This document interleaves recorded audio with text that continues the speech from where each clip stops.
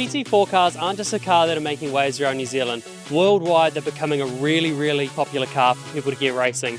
They're a car that are a little bit easier to drive than, say, an FIA GT3 car. Behind me here, we have a Mercedes GT4. This car is brand new into the country. It is an amazing car. I've been lucky enough actually to drive this exact car here.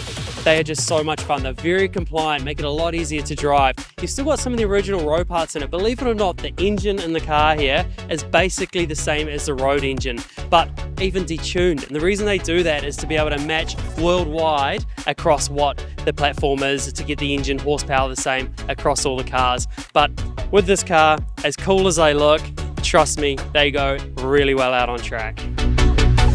Talk about the engine being stock in this car. Not everything is stock just like a road car. As you can see next to me here, the brakes, look how massive they are. They've got cooling in behind them with a bit of carbon that then feeds air into the brakes to keep them cool, because obviously it's still a reasonably heavy car, so it takes quite a bit to stop it. And then on top of that as well, you can see bits of carbon around the car, which does help lighten the car up just a little bit as well. And on the back, different brakes, but then also noticeable is the rear wing as well. It helps with the aerodynamics just to make it hold onto the road that little bit better.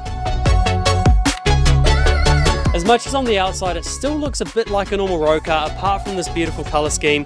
Inside is where you can really notice the differences.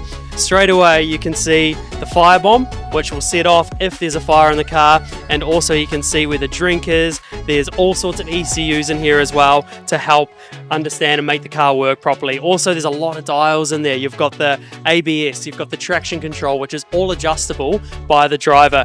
And then a little bit higher, you can see the steering wheel. There's a lot of buttons to be pressed on the steering wheel to keep the car going, to talk to the engineer, to give yourself a drink, to set markers on data. There's so much to see. And then on top of that, you've got your little dash in front of you too. And that on that dash, that gives you all sorts of readouts. It gives you when to shift gears and what gear you're in, as well as your lap times and all sorts of things like that. So what a car.